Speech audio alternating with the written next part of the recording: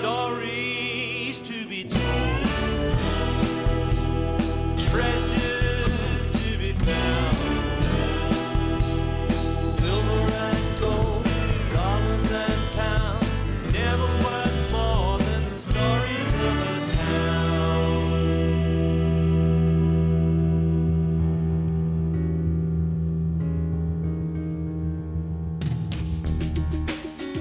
Cyclone Tracy, which was identified 3 days ago, continues its east-southeasterly course towards Darwin. It has gathered intensity and passed the western tip of Bathurst Island at 9 a.m. If it continues on this path, it's expected to cross the coast in the early hours of Christmas Day.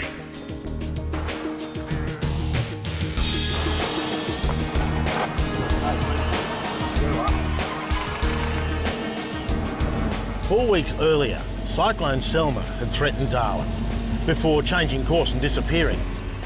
So on Christmas Eve, most residents of Darwin were hoping that Cyclone Tracy would simply do the same thing. But by Boxing Day, Australia knew that Darwin had been decimated by the cyclone. The country's biggest natural disaster was confirmed. It was to have huge ramifications in the Northern Territory and nationally for years to come. It was another landmark in Darwin's dramatic history.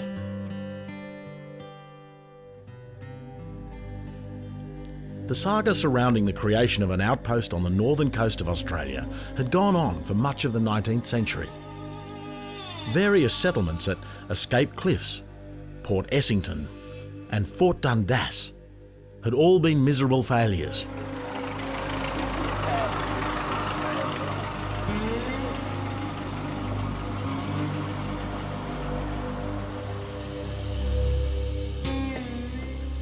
Burke and Wills were the first to cross the continent from south to north, but it was John McDowell Stewart who was the first to do it successfully. Arriving back home in 1861, he reached the northern coastline just near here, and his original route must have been a good one because it was followed a decade later by the Overland Telegraph, and even today's Stewart Highway pretty much follows his original route.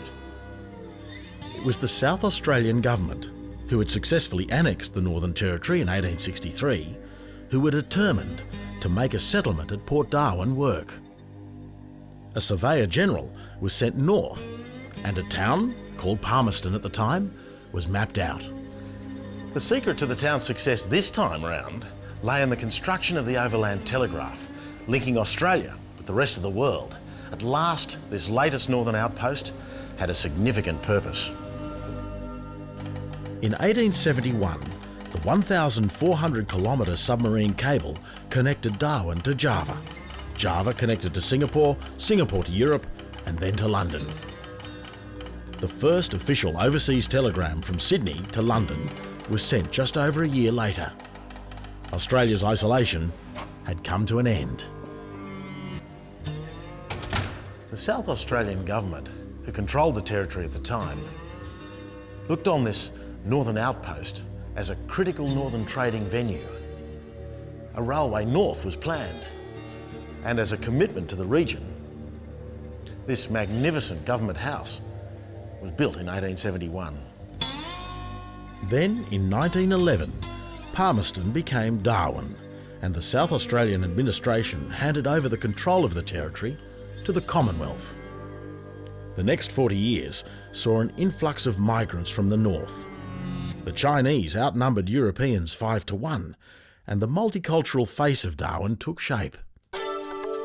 World War II saw the largest attack by a foreign power against the Australian mainland, and Darwin was the principal target. Darwin's proximity to our northern neighbours had always been behind the determination to maintain and grow its influence, but it also placed it on the front line for an attack. And what an attack it was, labelled later as the Pearl Harbor of Australia. The tactical importance of Darwin can't be underestimated.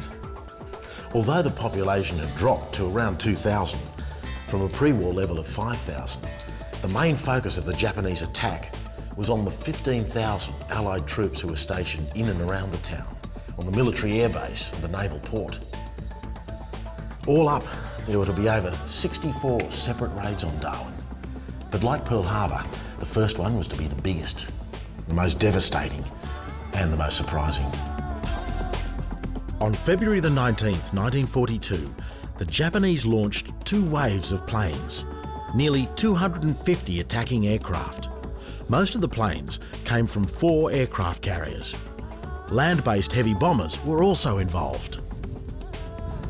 Darwin was well covered by anti-aircraft defences, but short on actual aircraft. Most of Australia's operational RAAF squadrons were in Europe at the time, and the only aircraft stationed here were obsolete training and observation craft to defend the entire northern coast. But of real concern was that an experimental radar station had been set up but was not yet commissioned, and communication lines along the coastline were haphazard at best. The first wave of 188 Japanese planes took off around 8:45 a.m. They were spotted by civilians on Bathurst and Melville Islands. Darwin was warned twice by radio, but neither warning was taken seriously. The attackers arrived at 10 a.m, unannounced and facing little opposition. Far more bombs were to rain down on Darwin than the Hawaiian port of Pearl Harbor. Les Pennell was working in Darwin at the time. We heard the sound of aircraft coming and think, oh, you beauty.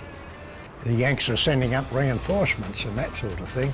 So I came out to the front here and stood and looked up over there.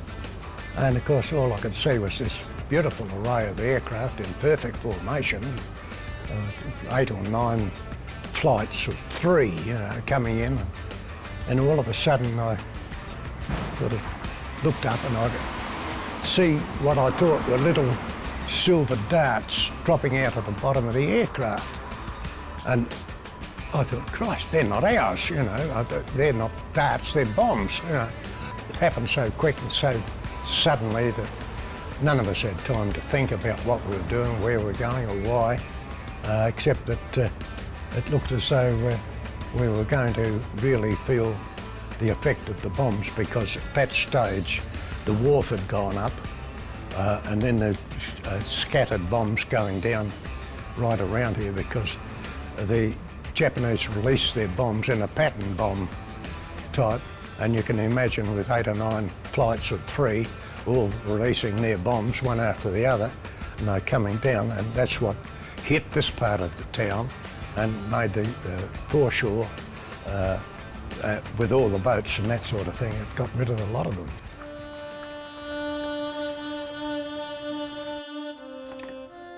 News of the event was slow to reach the rest of Australia. Initial reports spoke of a minor attack with only 17 casualties. The government deliberately quashed information of the attack, keen to avoid panicking the rest of Australia. In March 1942, the government held a royal commission into the event, citing that 243 deaths occurred, but many argue that well over 1,000 people died in the initial raids. Against limited defences, the Japanese had used a sledgehammer to crack a walnut, but some salient lessons had been learnt by Allied command. Darwin was virtually abandoned as a naval port, with the fleets being dispersed to Fremantle and Brisbane. All right, Pete, let's go. Conversely, Allied air commanders launched a major build-up, building more airfields and basing a number of squadrons in the area. This decision was to ensure that Darwin would have a future.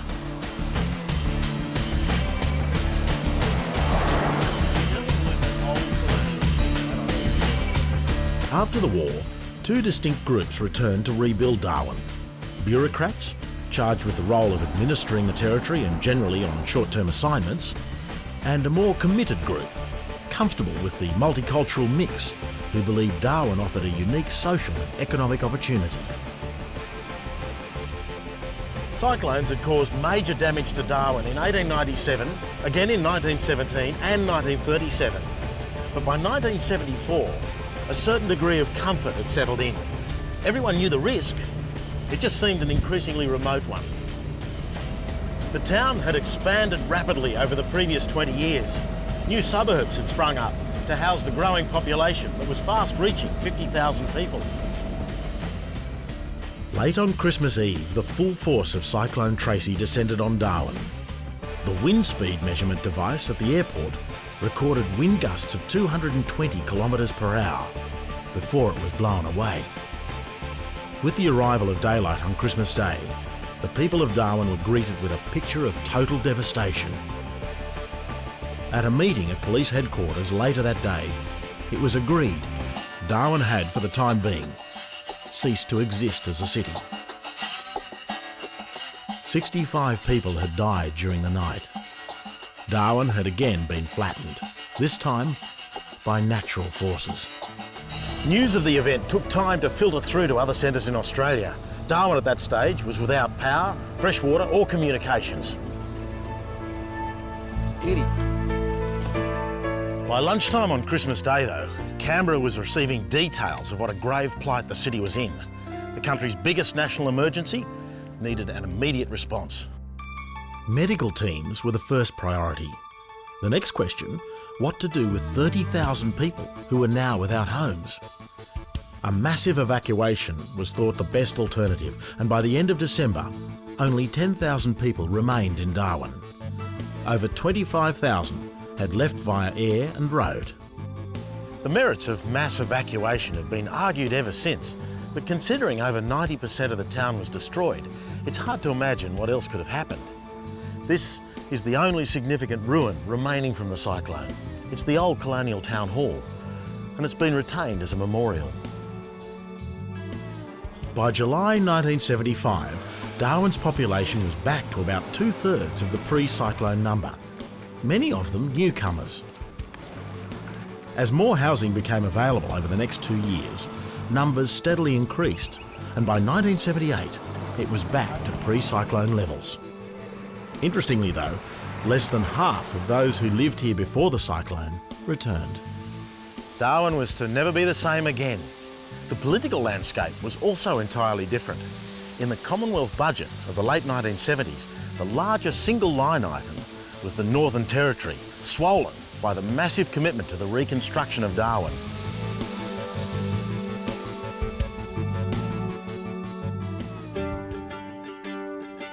Once Darwin was rebuilt, Canberra was very keen that the territory should have self-government. But the embryonic local administration was cautious, if not reluctant, for this to happen. But what the Commonwealth government wants, it usually gets. And 4 years after Tracy had flattened Darwin, Territorians were looking after their own affairs. The cyclone was a catalyst for the independence of the territory. And Darwin, well, it hasn't looked back since. All right, Pete, let's ride off into the sunset.